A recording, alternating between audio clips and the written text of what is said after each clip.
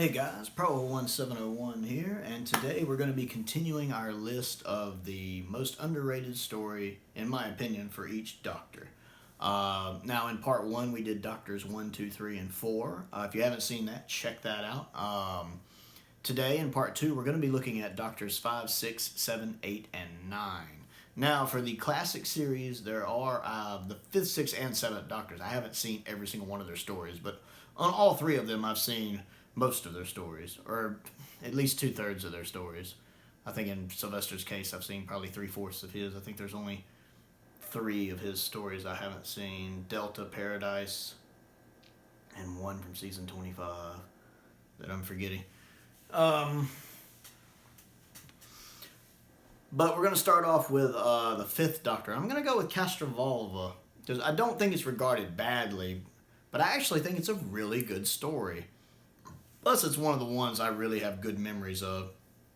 And I think it acts as a good final part for that trilogy, because Keeper of Traken, Logopolis, and Castrovalva really do act as a trilogy. Tom Baker's final 2 stories and Peter's first. They all go together really well, really dealing with things like entropy. And I like Peter Davison in this story. It's nice. I like it when I get to see a new Doctor kind of run around for a little bit in his previous incarnation's outfit.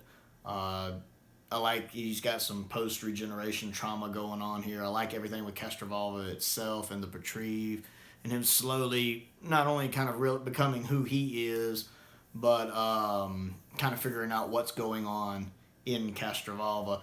I like the special edition on the Blu-ray box set, because that's the one they improved the effects on, and it makes a huge improvement. Like when the Master's knocking people out with lightning with his TARDIS, that's much improved. The scenes when Castrovalva, when the entropy effects of it start showing, are much improved. It's a really good story. Plus, Davison's running around without the celery stick for the most part. I never liked the celery stick, so it's nice to see him without it. And I think he's doing a fine job acting there. And I think all of the companions are as well, and I'm enjoying Anthony Ainley as the Master. So, yeah, I'm not saying it's the best of his run, but I'd put it in the top 5. I actually really enjoy it a lot. Moving on to the 6th Doctor, that's really a tough one.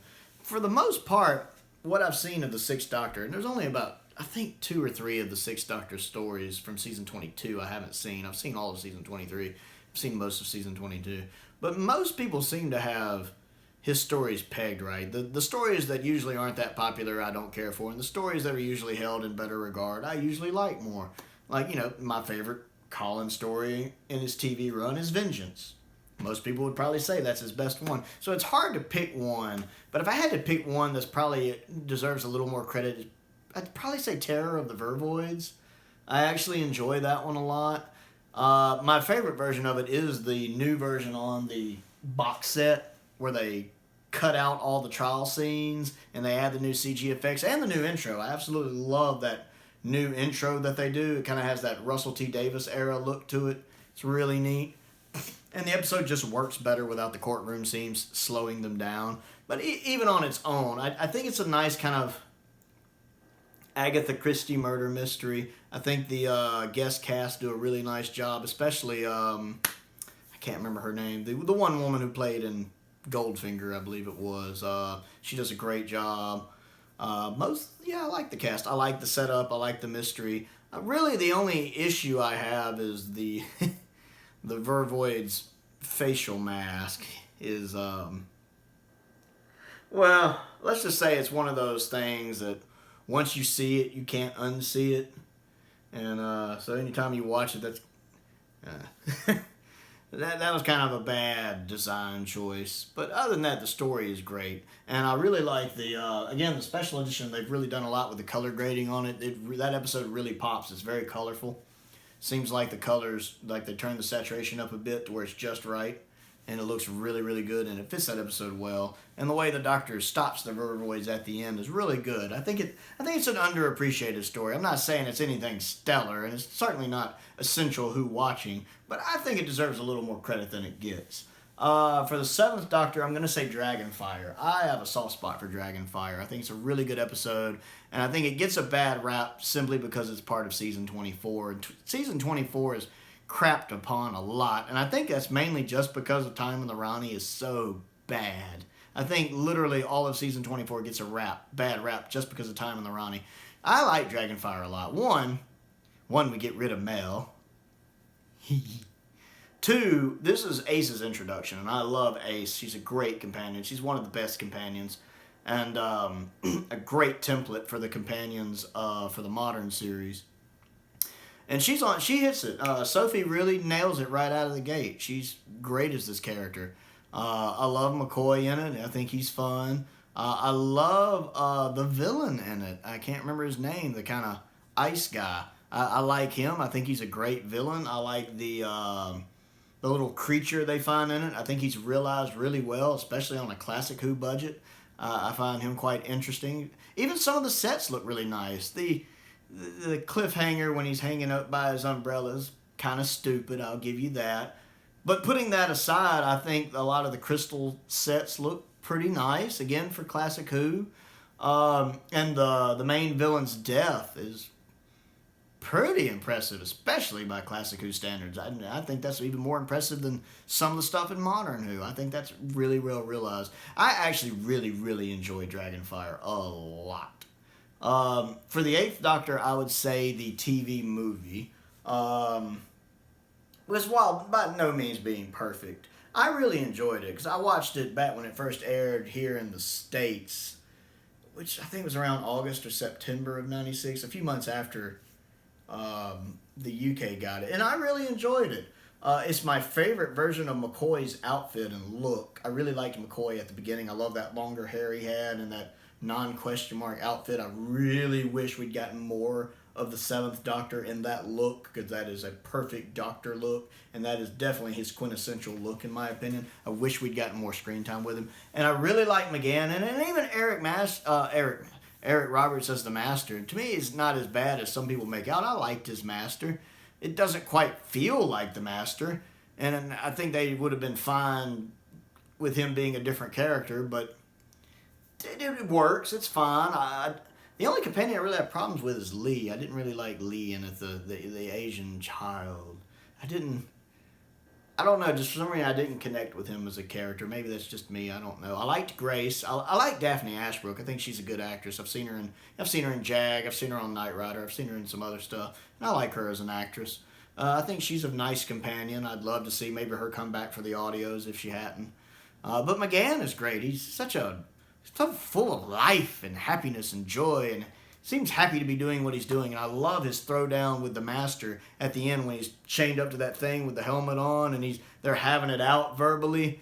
That's probably quite possibly my favorite McGann moment. What do you know about life? Or what do you know about death? More than you! Well, he says that, more than you! I absolutely love that. And again, while it's not perfect, I definitely think it's worth a watch, and I do think it's essential watching as a Doctor Who fan, because it does bridge the classic series to the modern series. And moving into the modern series, with the Ninth Doctor, it's really hard, because Season 1 is one of the best seasons of the modern series. Probably my second or third favorite. It's really hard to pick, and there's really no clunkers in there. I can't think of a bad episode. Like, I personally don't like The Unquiet Dead. It's just because I find the zombies in it extremely unnerving, so I'm never really comfortable watching it. But it's not a bad episode. There's not really any episodes in there that I would just say are bad episodes. So it's kind of hard to add one to this list. But I'm going to go with Enemy of the World, I think. Wait, was it? No, not Enemy of the World. End of the World. That's it. End of the World. End of the World, because again, being the second episode of the series, you're still trying to keep your audience. The first episode did, I think, a pretty good job of bringing people in. That second episode really got to keep that going. Not an easy thing to do, but we have a great, especially when you're doing something as big as the Earth ending. That's an interesting thing to deliver on. But we meet this nice dynamic guest cast. The people with the blue faces, the face of Bo, the last human on Earth, Cassandra. We got the blue guy in the chair. We got the repeating meme. There's a lot of different people here. It's a nice little guest cast. And seeing Rose cope with realizing, hey, I just ran off with a total stranger that I don't know. And her very first time out, she almost dies. And seeing her have to cope with that, and seeing the fact she's strong enough to deal with that. To me, that's a normal response in that situation of, holy crap, I just ran off with this strange man that I don't know at all. Just because, he's like, hey, I got a time machine. It'd be like me showing up to an 18-year-old's house in my Corvette, and I do have a Corvette, thank you, and being like, hey, I got a Corvette, and she's like, oh, what did I just get myself into? And the fact that she's a little uncomfortable, and we kind of see her have to deal with that, and how he kind of talks her through that, how he fixes her phone, she can call her mom, and he calms her down, he takes her back and shows her that, hey, everything's still here. I like the girl made of wood that kind of has that little flirtation going on with the Ninth Doctor. I liked her. And that's, this is also, I think, the episode where we find out about the Time War stuff. Because it mentions it briefly in the first episode when he's talking to the Nestene Consciousness about I'm not part of the war, but doesn't go into that. This is when he's talking to the wood girl, and she's like, I just want to say I'm sorry. You kind of get something's up. And then at the end of the episode, when he tells her, I'm the Time Lord, I'm the last of the Time Lords. What happened? There was a war. We lost. That's a huge shock, especially for us who were fans of the classic show. That really upends things. Because, for us, the Time Lords have always been a threat to him. He's always been this small little pea in their very big pod. So to find out that somehow something happened and they're all gone and he's the only one, that's a game changer. And I believe it doesn't say in this episode who they were fighting. I don't think we find out it was the Daleks until Dalek a few episodes later. So we don't know who he was fighting, but all we know is that something was tough enough to take out the Time Lords. Because he doesn't even say we both lost. I think in that one he just said we lost. So it's implied there that maybe the other side won, which we find out later they both lost. But I think this episode does a really good job of keeping the momentum of the series going and keeping people invested in the show. Anyway, those are my, what I think are the most underrated stories for the 5th, 6th, 7th, 8th, and 9th Doctors. Click the like button, click the subscribe button, click the bell for notifications. If you disagree or agree or have any comments you want to make, please comment down in the comments below. Let me know what you think their most underrated stories are for any of the Doctors. And check out my main channel, Prowl1701, PROWL1701, where I talk about all things Star Wars. And as always, thank you for watching.